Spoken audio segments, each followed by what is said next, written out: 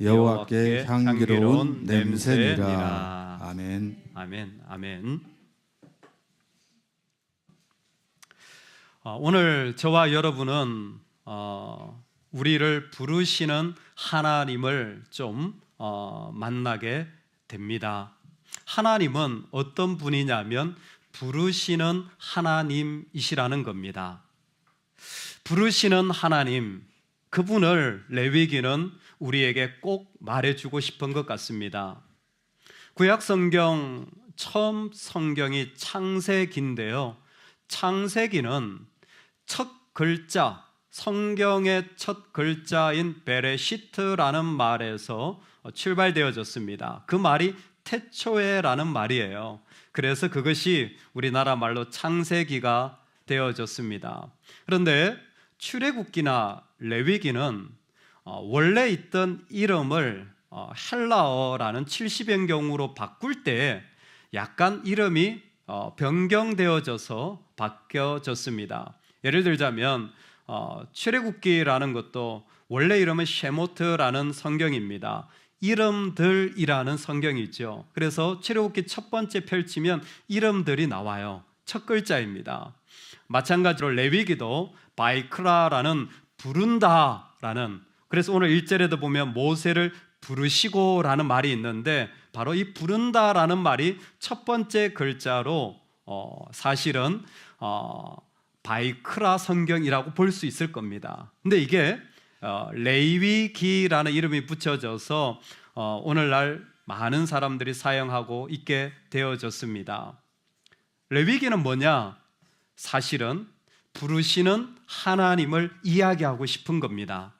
애굽에 있다가 출애굽하여서 광야로 나온 백성들을 부르셨어요. 하나님이 부르셨습니다. 하나님 부르신다. 여러분 어떤 느낌으로 다가오십니까?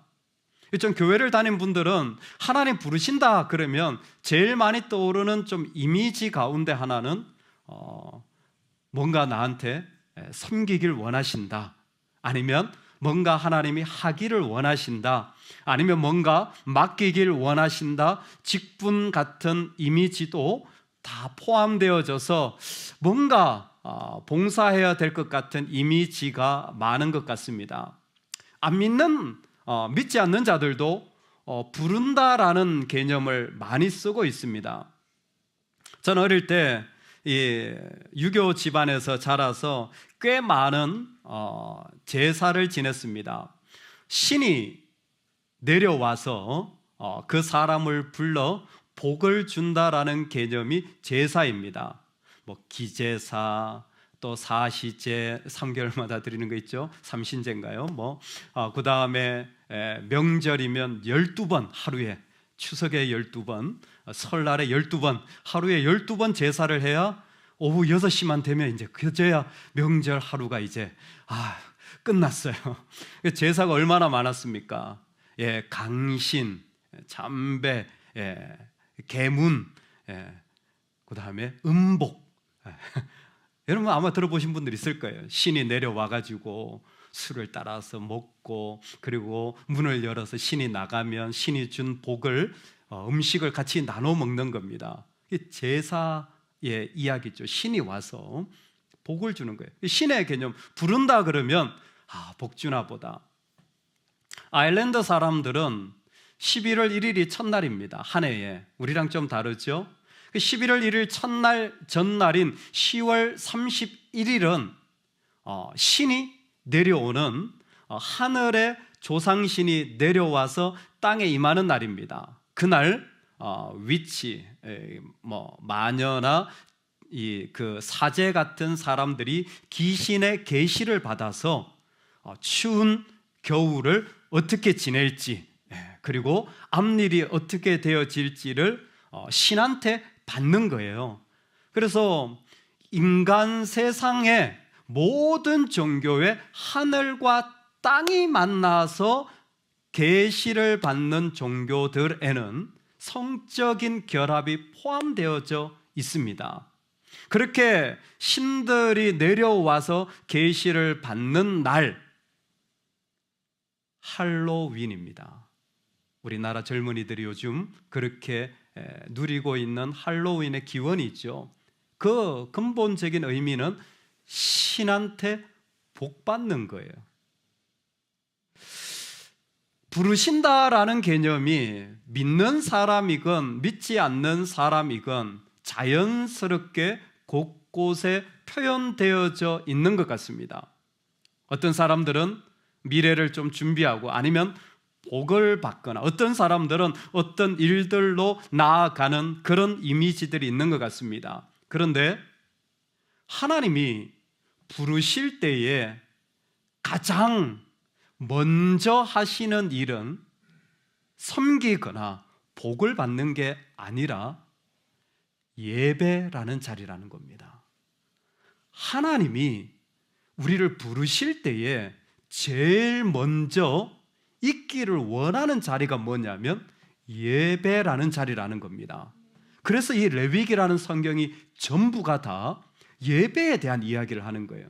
뭐 번제든 소제든 하목제든 속죄제든 속건제든 제사의 형태는 여러 가지지만 그 모두가 뭐냐면 나는 어떤 하나님이냐? 예배를 통해 만나는 게 제일 중요하고 먼저인 하나님이라는 것을 소개하고 계시다라는 겁니다. 여러분, 오늘 그 하나님이 우리의 하나님 되어지는 은혜가 있기를 소망합니다. 그 하나님이 우리 가운데 오셔서 우리를 초청하시는 이야기가 바로 1장 1절부터 17절까지 번제라는 형태로 소개되어지고 있습니다. 번제는 태워서 드리는 제사입니다. 전부를 태워서 그 가운데 죄를 속하거나 아니면 헌신을 하거나 등등의 목적이 있는데 그 안에는 구체적으로 하나님이 이 예배를 통하여서 어떻게 만날지를 소개하고 있습니다. 다시 말씀을 드립니다. 이 구체적인 소개의 절차 가운데 가장 먼저 하나님이 말씀하고 싶은 것은 내가 하고 싶은 건 내가 가장 먼저 만나기를 원하는 것은 일이나 복의 자리가 아니라 예배라는 사실입니다. 하나님이 가장 먼저 나누고 싶은 것은 예배라는 자리입니다. 그 자리를 소개하고 싶은 그 하나님의 마음을 기억하시면 좋을 것 같습니다. 그 속에 그 예배의 그 제사의 절차가 구체적으로 오늘 말씀에 쭉 소개되어지고 있습니다. 먼저는 성막이죠. 회막문 앞에 제사장에게 제물을 가지고 옵니다. 재밌는 것은 제물을 가지고 오는 이 번제의 이야기가 레위기 1장에서 5장까지 5가지의 제사 종류가 설명되었는데 6장과 7장에도 또 나온다는 사실이에요. 성경을 읽다 보면 왜 같은 걸 2번이나 했나? 왜냐하면 1장에서 5장까지는 제물을 가지고 오는 사람들을 위한 설명이고 6장과 7장은 그것을 가지고 인도하는 제사장들을 향한 주의점이에요. 그러니까 제물을 가지고 오는 사람이 꼭 알아야 될 게 있고 그 예배를 인도하는 제사장이 알아야 될 것이 있는 겁니다. 일반적으로 제물을 가지고 와서 예배하는 자들을 헌제자라고 부릅니다. 제물을 가지고 헌신의 제사를 드린다라고 해서 헌제자라고 부릅니다. 이 헌제자에 대한 설명이 바로 이 1장부터 5장까지 되어 있어요. 그래서 제사의 첫 번째가 뭐냐면 이 제물을 가지고 오는 헌제자가 먼저 그 가운데 회막 앞에 제사장에게 제물을 가지고 오면 그 제물 위에다가 기도를 하는 겁니다. 기도를 하고 그리고 그 헌제자가 제물을 죽이게 되어집니다. 그러면 제사장이 그 피를 받아가지고 그 성막에 제물을 태우는 번제단이라는 것이 있는데 그 사기둥에다가 제사장이 피를 바르고 뿌리게 됩니다. 그러면 이 제물의 가죽을 벗겨요. 가죽은 태우지 않아요. 다른 건 태우는데 아마 냄새가 고약해서 그런 것 같습니다.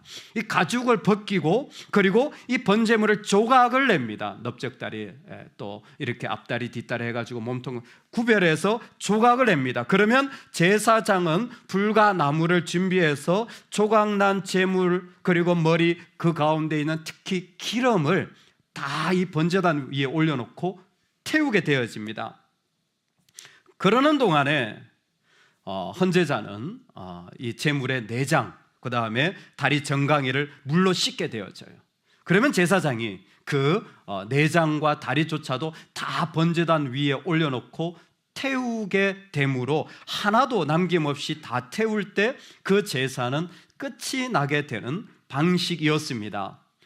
제사장과 헌제자가 이 제사의 방식들을 같이 이끌어가는 순서에 따라서 진행하면 되는 것이었습니다. 그 내용이 오늘 말씀에 있는데, 이 말씀의 내용 가운데 오늘 특별한 중요한 부분을 한 두 가지 같이 좀 나누고 싶습니다. 먼저는 이때의 제사는 우리와 좀 달라서 예배가 헌제자와 제사장이 같이 무엇인가를 하여서 예배를 이루었다라는 거예요.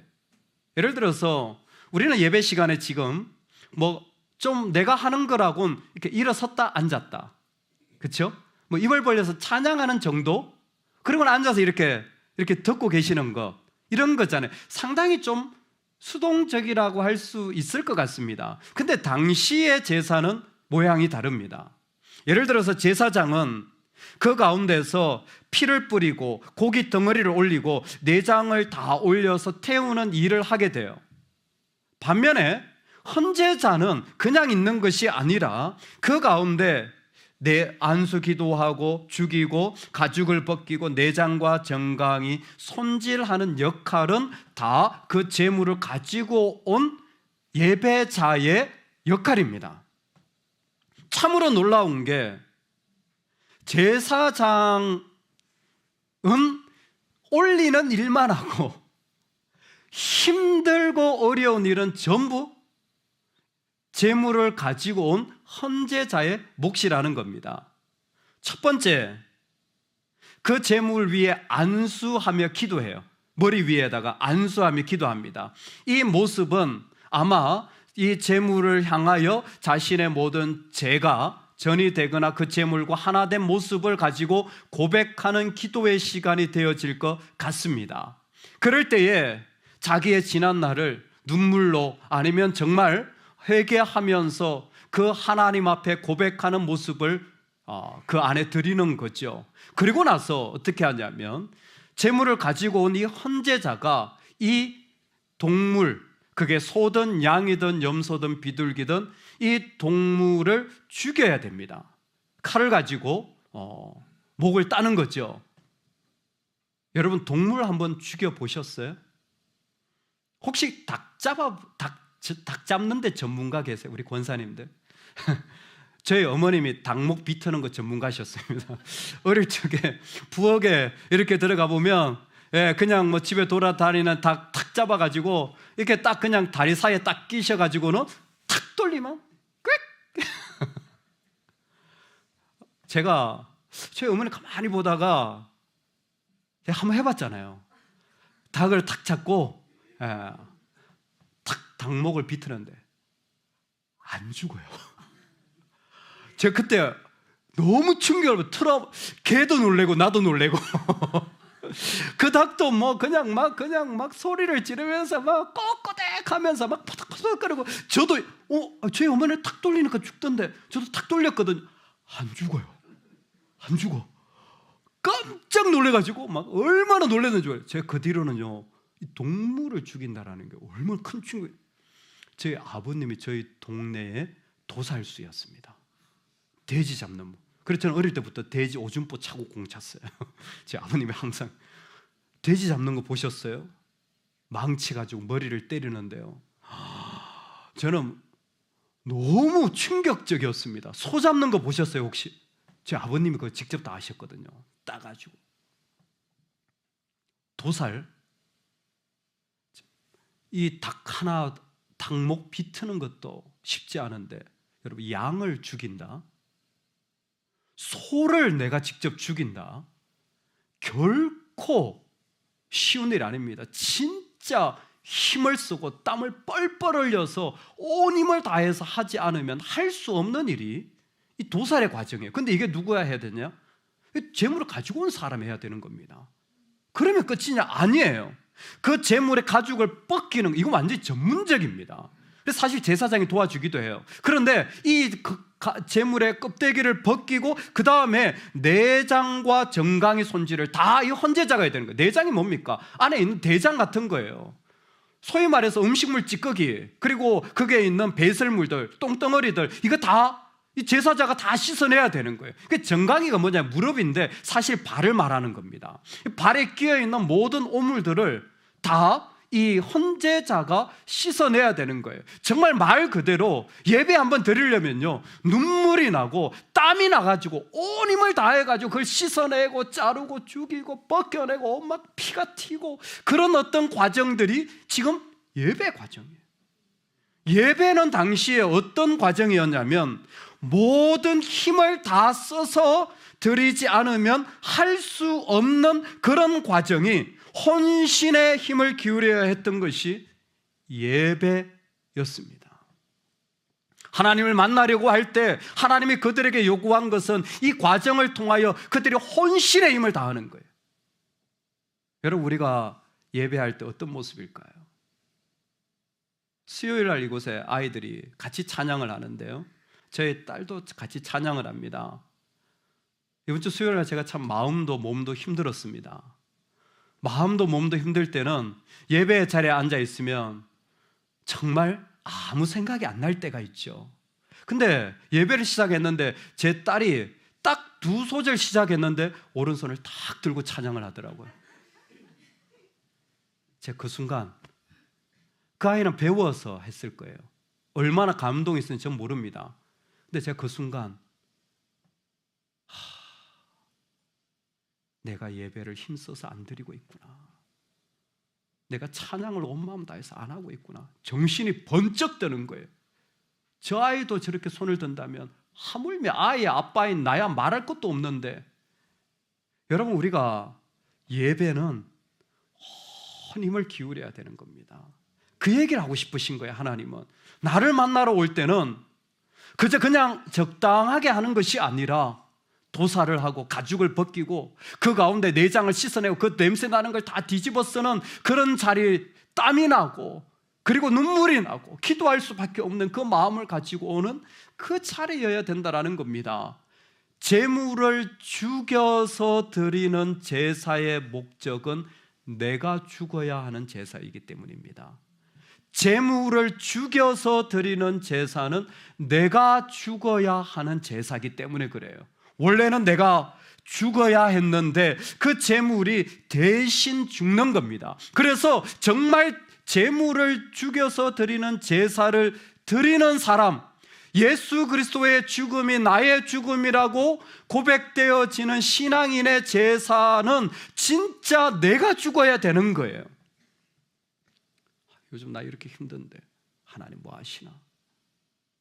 저런 거 일이 안 돼가지고 요즘 생각이 많은데 짜증나. 왜 이렇게 안 맞지? 저 사람은 나 뭐가 이렇게 틀리지? 여러분, 이런 생각이 든다면 아직 내가 죽어서 드려야 할 제사가 뭔지를 모르는 겁니다. 배우인 조성우 씨가 크리스찬인가 봐요. 그분이 그런 고백을 했더라고요. 그래서 읽었습니다. 내가 예수 그리스도가 나를 위해 죽으셨다는 사실을 알고 난 뒤에 내가 하는 모든 자잘한 계획과 연기의 능력은 아무것도 아닌 것이 되었다. 내가 생각하는 자잘한 계획, 연기자로서 꿈꿨던 일들 아무것도 아닌 것이 되었고 오직 나한테 중요한 것은 예수님이 내 안에 계신 거예요. 내가 예수 그리스도로 죽어진 백성에게 가장 중요한 일은 지금 내 힘을 다하여 온 마음으로 하나님께 나아가는 삶의 모습인 거죠. 여러분, 예배는 그 헌제자가 그 모든 힘들을 다 감당함으로 말미암아 하나님께 나아가는 겁니다. 그 이야기는 하나님이 우리를 만날 때 얘야, 너의 모든 힘을 다하여서 같이 만나기를 원한다라는 부르심의 자리인 것 같습니다. 두 번째, 이 제사의 특징이 그냥 헌제자가 그 모든 구전 일을 하면서 그 안에 땀을 흘리고 힘을 기울여 심지어 자신의 죽음을 선포하는 예배 자리, 그 자리를 그 가운데 세웠다면 이 예배의 또 다른 특징은 제물의 효능이 있지 않고 그것을 받으시는 하나님의 능력을 선포하고 있다는 것입니다.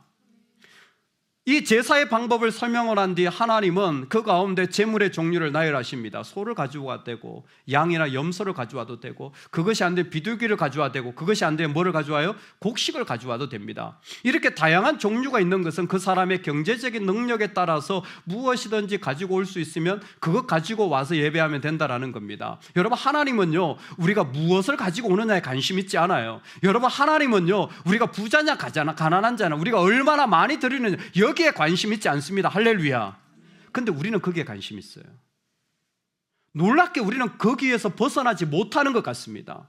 내가 얼마나 복을 받았느냐, 내가 얼마나 잘 됐느냐, 얼마나 내가 건강해야 예배를 드릴 수 있고, 내가 건강하지 않으면 예배할 수 없고, 내가 이만큼 할 수 있으면 내가 예배할 수 있고, 내가 이만큼 할 수 없으면 예배할 수 없고, 전부 다 우리는 이런 기준에 사로잡혀 있는데 하나님은 그러시지 않은 것 같아요. 하나님은 제물의 종류가 하나도 상관없었어요. 아니, 제물의 종류가 무엇이라도 하나님께는 괜찮은 것 같습니다. 오히려 하나님이 중요하게 여기는 것은 그 어떤 제물이든지 하나님께 가지고 올 때에 번제의 효력은 동등하다라는 거예요. 하나님께는 곡식을 드린 것이나 비둘기를 드린 것이나 다 동등하다라는 거예요. 동등할 뿐만이 아니라 그 모든 것을 받으신다라는 거예요.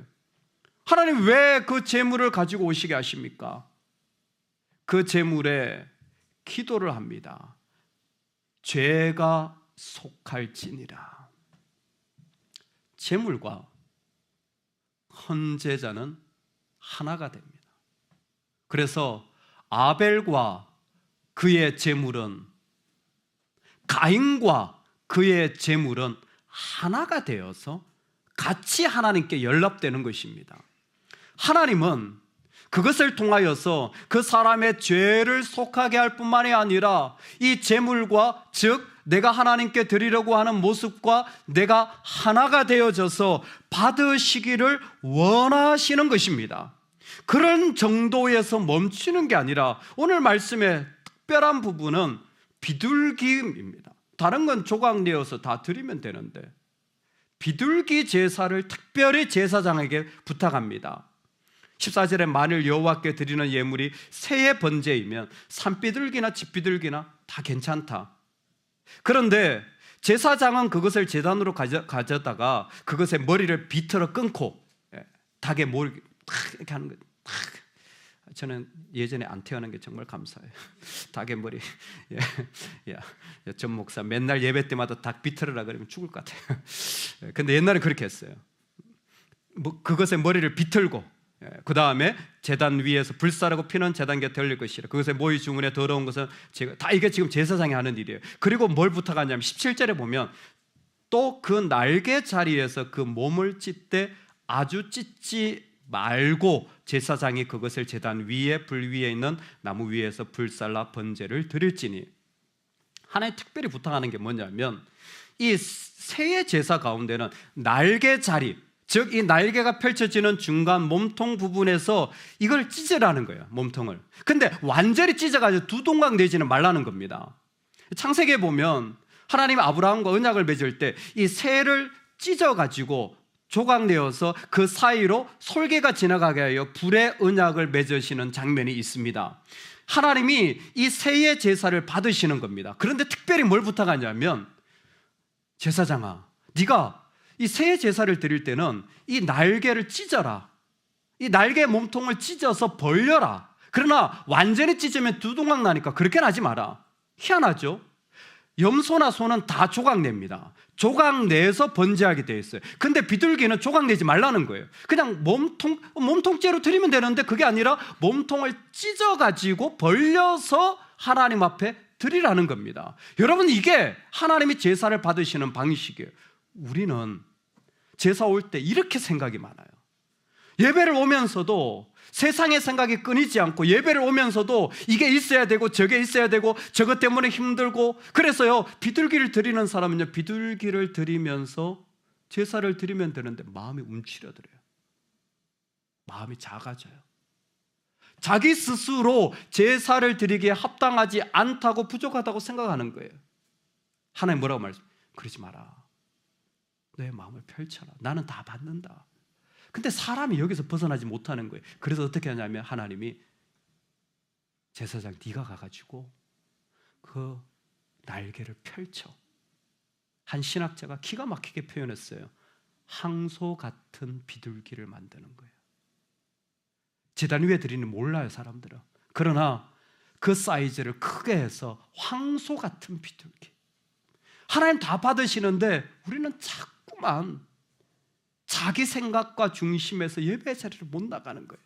하나님께 못 나아가는 거예요. 사단이 우리한테 역사하는 게 이겁니다. 자꾸 우리를 작게 만드는데 아니에요. 하나님은 어떤 모습, 어떤 자리, 어떤 형편에 있건 다 받으십니다. 할렐루야. 우리는 자꾸 이거 따지고 저거 생각하고 이런 모양을 만드는데 아니라는 거예요. 그래서 하나님이 네가 항소 같은 비둘기 만들어. 항소 같은 비둘기 받으시는 거예요. 하나님 다 받으시는 겁니다. 여러분, 하나님은 우리의 어떤 제사도 다 받으시는 분입니다. 그러니 내 모습은 괜찮아요. 예배 올 때 나의 모습은 괜찮아요. 어떤 모습으로 오더라도 우리 하나님은 그 가운데 받으시는 분인 줄로 믿습니다. 받으실 뿐만 아니라 하나님이 기쁘시게 여기더라라는 표현까지 여기에 더하시는 거예요. 기쁘시게 여기더라, 참 좋다는 말입니다. 하나님이 세상을 창조하고 참 좋다고 하셨거든요. 그런데 하나님이 예배를 받으실 때마다 하나님의 마음이 참 좋다예요. 여러분, 하나님이 세상을 만드실 때 참 좋다라고 하셨잖아요. 세상을 만드시고 사를 만들기 너무 좋았다, 토부인데 그 말을 제사의 때 하나님 받으시는 거예요. 쓰시는 거예요, 토부. 그래서 우리의 예배는요, 하나님이 새로운 세계를 창조하시는 시간입니다. 나는 그냥 예배에 있는 것처럼 보이지만 살아계신 하나님은 예배를 통해서 이전에 잃어버렸던 에덴의 영광과 아름다움을 예배 때마다 창조해 가시는 거예요. 내가 노래하고 그냥 그 말씀을 듣고 그냥 한 시간을 지나는 그 순간에 하나님은 이 세상에 없던, 하나님이 너무 보시기에 좋은, 하나님 보시기에 너무 아름다운, 하나님이 이 세상 가운데 누구도 가질 수 없는 가장 영광스럽고 아름다운 것을 바로 이 예배 시간에 하나님이 창조해 가셔서 그 창조를 경험한 사람들이 예배를 떠날 때 똑같은 말들이 나는데 너무 좋다. 눈물을 흘리고 회개를 하거나 그 마음에 도전을 받고 찔림을 받거나 아니면 너무 괴롭기도 한데 그 여운이 무엇이냐면 너무 좋다는 거예요. 세상에 좋은 것 아무리 가져도 금방 사라지는데 하나님 앞에 너무 좋더란 그 마음들은 그 영혼을 새롭게 인도하여서 새로운 창조, 새로운 삶의 자리로 그 사람이 계속 읽고 나가는. 그러니까 여러분이 이 땅에서 우리가 살아갈 때 정말 하나님이 꼭 부탁하는 게 무엇입니까? 나하고 먼저 만나자. 먼저 예배 자리에 서자. 왜? 그 자리가 하나님의 창조로 이 땅에 역사하시는 시간이기 때문입니다. 예배는 하나님이 당신의 새로운 것들을 만들어 가시는 시간이기 때문에 우리 그렇게 같이 예배하자. 제사장은 하나님을 대신하여서 그것을 태우는 역할을 하고, 헌제자는 그 힘든 일들을 수고하며 땀을 흘리며 하는 거예요. 그리고 그 가운데 어떤 재물이라도 괜찮아. 야, 부끄러운 자들 위해 야, 그 가슴을 벌려. 나는 어떤 재물이든 상관없어. 나는 받아. 너희들도 그렇게 오면 좋겠다. 어떤 모습이든지 나는 다 받아. 그때 하나님이 이 땅에 부서진 자들을 향하여 예배 받으시는 거예요. 마음이 다 부서져도 하나님 다 받으시는 거예요. 그게 번제의 기본적인 목적이었습니다. 그게 예배의 목적이었어요.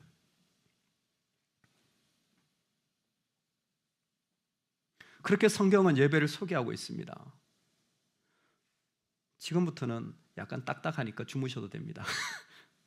성경에서 예배를 소개하는 책이 3권 있습니다. 말할 것도 없이 첫 번째는 레위기입니다. 레위기는 예배에 대한 책이에요. 예배를 소개하는 거예요. 예배를 구체적으로 설명하는 책이죠. 두 번째가 뭐냐면 시편입니다. 예배를 실제적으로 하고 있는 모습을, 그리고 예배할 때 사용하라고 그리고 예배 가운데 그것을 음미하라고 만들어 놓은 책이 150편의 시편이에요. 그리고 그 모든 원리와 핵심을 분명하게 설명해 놓은 책이 히브리서입니다. 이 세 성경이 예배의 책입니다. 말할 것도 없이 예배의 영광은 요한계시록입니다. 마지막을 뺀다면 이 세 성경이 가장 중요한 역할을 합니다. 자, 레위기를 설명했죠. 그리고 나서 우리가 봐야 되는 게 시편입니다. 예배 시작할 때 제가 응답받는 기도라는 책을 잠깐 유진 피터슨의 그 책이 바로 유진 피터슨이 시편을 기도로 설명한 책, 1편부터 150편까지 짧은 책이지만 유진 피터슨이 그 책에 이런 문구를 기록했습니다. 시편이 필요한, 예배가 필요한 이유를 이렇게 설명했어요. 사람은 기도할 때 가장 이기적이다. 이게 그분의 설명입니다. 사람은 기도할 때 가장 이기적이다. 긍휼을 베푸시고 모든 것을 주시는 하나님을 이용해서 우리는 무릎을 꿇고 만족을 위한 모든 충동에 탐닉한다. 하지만 시편은 우리의 모든 기도를 예배 가운데 깊숙이 자리 잡게 한다. 감정, 질병, 우리의 자존심의 고립으로부터 우리를 지켜주는 것이 예배다. 사람은 나르시시스트적인 모습이 있어서 자기 감정, 자기 질병, 자기 자존심만 들여다보고 있는 거예요. 근데 그 사람을 끄집어내가지고 건강하게 세워주는 자리가, 그 사람을 끄집어낼 수 있는 자리가 예배라는 시편의 노래라는 거예요. 너무 아름답죠. 그 시편의 노래를 통하여 히브리서는 바로 그 하나님의 아름다움이 새로운 창조가 일어나야 하는 곳, 우리를 성전 삼으신 대제사장 되신 예수 그리스도가 우리의 중보자임을 히브리서는 분명히 밝히고 있습니다. 그래서 예배라는 것이 하나님의 영광에 참여하게 되고, 영광의 참여의 최고점이 뭡니까? 교회에서 하는 성찬입니다.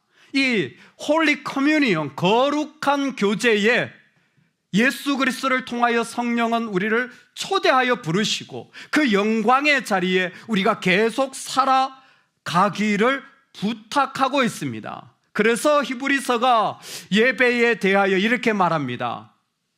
그날이 가까움을 볼수록 더욱 모이기를 힘쓰라.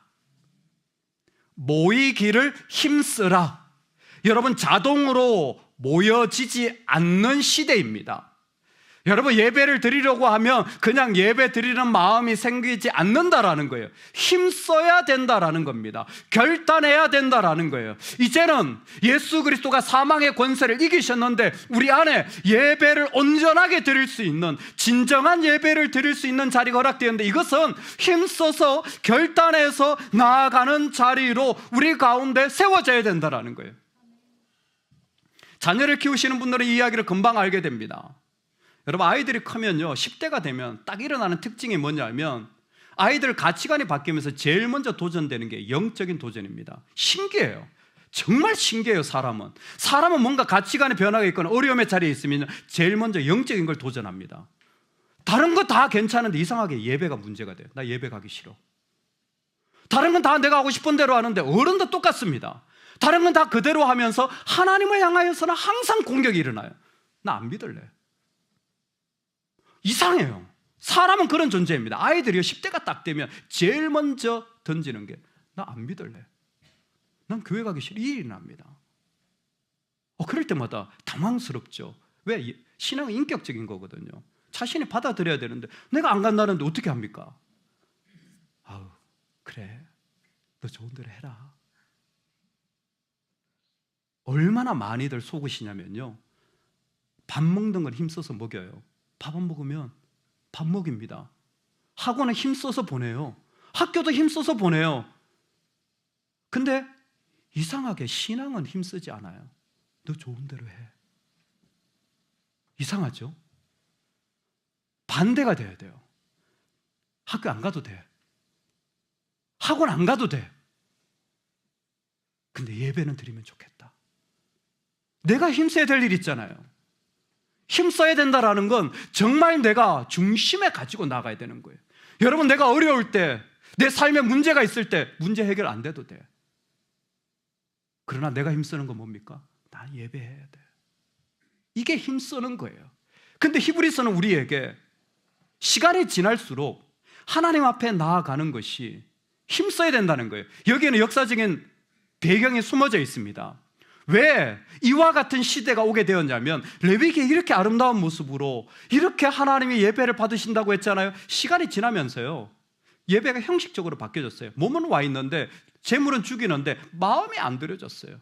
그 일들이 났습니다. 그래서 아모스가 뭐라고 구체적으로 얘기하냐면, 나는 너희의 번제나 소제를 받지 아니할 것이라. 너희의 노랫소리도 듣지 아니하고 비파를 멈춰라. 하나님이 이렇게 얘기하세요. 노래하지 마. 난 너의 노래 안 들어. 너의 찬양 안 들어. 연주하지 마. 나는 너의 연주 안 들어. 그쵸? 그만해. 하나님이 이렇게까지 말씀하시는 거예요. 너의 번제 난 아팠지 않을 거야. 그러고 하신 말씀이 뭔지 아세요? 공의를 물같이 정의를 하수같이 흘려보낼지니라. 핵심은 흘려보낸다는 거예요. 미시파트와 쩌다카는 공의와 정의가 이전부터 하나님 강조됐어요. 그런데 뭐예요? 하나님 앞에 하나도 흘러가지 않는 거예요. 마음도 흘러가지 않고 예배를 드린 삶의 자리에 하나님을 향하여 힘쓰는 일들이 하나도 흘러가지 않는 거예요. 그러니까 흘러가야 되지 않니? 흘러가지 않는데 노래만 하면 뭐하니? 흘러가지 않는데 그 가운데 뭔가 예배를 드렸다고 뭐하니? 나는 이제 더 이상 형식적인 거 안 받을래. 이와 같은 역사의 아픔이 그들에게는 있었습니다. 그래서 예수 그리스도가 온전한 예배를 우리한테 주신 겁니다. 대제사장 되신 예수님이 원하신 예배는 뭡니까? 신령과 진정으로 예배를 드리는 거예요. 내 안에 마음을 써서 그 하나님 앞에 온전하게 드리기를 원하시는 시대를 우리한테 허락해 주신 겁니다. 그게 지금 우리가 드리고 있는 예배의 자리예요. 말씀의 결론입니다. 그러면 이 사람들이 레위기에서 그렇게 헌제자들이 힘을 다하고 막 땀을 막 흘리면서 막 도사를 하고 그렇게 예수님께서 꿈꾸셨다는 힘을 다해 드린다는 예배는 도대체 어떤 예배입니까? 어떻게 하면 그렇게 힘써서 하는 예배를 할 수 있습니까? 더 이상 동물을 잡을 필요가 없죠. 왜? 예수님의 제사를 완성하셨으니까. 근데 제사의 완성은 이런 제사법에 대하여 이전에 갖지 못했던 모든 것을 새롭게 만들어 주신 예배입니다. 지금 우리가 하는 예배죠. 우리가 성전대에 하나님을 부를 때 일어나는 일들입니다. 그렇다면 내가 힘써서 진짜 드리는 예배의 모습은 뭘까요? 저는 오늘 말씀에서 가장 중요한 특징이 있다고 생각합니다. 예배와 예배자는 하나가요. 하나님 보실 때 이게 한 묶음인 것 같아요. 구약에서는 제물과 제사자가 하나입니다. 아벨과 그의 제물 하나님 받으셨어요. 근데 가인과 그의 제물은 받지 않았습니다. 하나예요. 어떤 일이 났느냐? 히브리서는 그것을 믿음의 제사라고 고백하고 있습니다. 첫 번째. 두 번째, 가인이 나중에 아벨을 죽이고 나서 하나님 나타나자, 야 아벨 어디 있니? 내가 무슨 동생 지키는 사람입니까? 성질이 나 있는 거. 이미 사랑과 인애의 마음을 잃어버린 거예요. 그 사람은 하나님 앞에 예배를 드릴 때조차 온 마음으로 드리지 않았다는 것이 드러났을 겁니다. 그런데 창세기 기사에서 이 모세 오경적인 관점에서 보자면 가인이 드린 제물에 비하여 아벨이 드린 제물의 특징이 있습니다. 여러분, 아벨은 뭘 드린 줄 아세요? 양의 뭘 드렸어요? 양의 새끼 드렸죠. 어떤 새끼? 첫 새끼 드렸어요. 제가 좀 발음이 센 사람이라 이거 발음이 좀 세서 죄송합니다. 첫 새끼를 드렸어요. 첫 새끼를 드렸어요. 첫 번째 태어난 거죠. 아벨은 기다린 겁니다. 뭐를?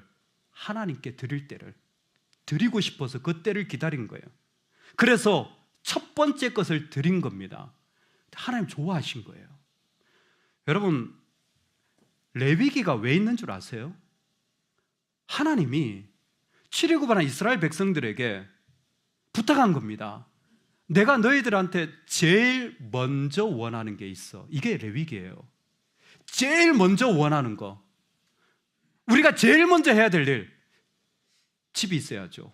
결혼을 했는데. 돈을 벌어야죠. 아이를 낳아야 되는데. 아니요. 광야에 있는 이스라엘 백성들에게 제일 먼저 해야 할 일은 예배라고 말씀하시는 거예요. 아벨의 마음은 첫 번째가 하나님이었던 거예요. 첫 번째 하나님이었던 거예요. 여러분, 신약에도 놀랍게 너무나 유사한 말씀이 있습니다. 예수님께서 말씀하셨어요. 먹는 거, 마시는 거, 입는 거 말고 너희는 뭐라고요? 먼저 그의 나라와 그의 의를 구하라. 이게 헬라어로도 보면요 똑같아요. 우선순위, 제일 먼저, 제일 급한 거, 너한테 제일 지금 있어야 될 거, 원이 예배라는 겁니다. 어떤 예배가 혼신의 힘을 다하는, 찬양할 때 정말 마음을 다해서 하는 것도 맞아요. 정말 그 가운데 잘 듣는 자세도 맞아요. 그런데 하나님이 가장 먼저 하고 싶은 이야기는 지금 제일 먼저 너를 만나고 싶다라는 것처럼 우리도 먼저 하나님이길 원하는 게 힘써서 드리는 예배예요. 먼저 하나님 만나고 싶어요. 먼저 주님께 나아가고 싶어요. 내가 지금 급한 일이 있어. 나한테 지금 가장 중요한 우선순위가 있어. 내가 꼭 해야 되는 일이 있어. 나한테는 먼저가 있어. 나는 이 일부터 해야 되는 사람이야. 하루를 시작하고 문제가 생겼건 어떤 사람하고 만나건 나는 먼저 해야 될 일이 있어. 예수 믿는 사람은 그게 예배인 겁니다. 분명합니다. 다른 거 없어도 돼. 나는 먼저 예배해야 돼. 나는 내 삶의 자리에 다른 건 없어도 먼저 예배해야 돼. 여기에 목숨 걸고 여기에 삶의 자리를 살아가는 사람들의 모습이 하나님이 우리를 부르신 바로 그 자리에 세워지는 삶의 자리에 부름받은 삶인 줄로 믿습니다. 저와 여러분이 진짜 예배 드리면 좋겠습니다. 진짜 예배자로 주님 앞에 살아가는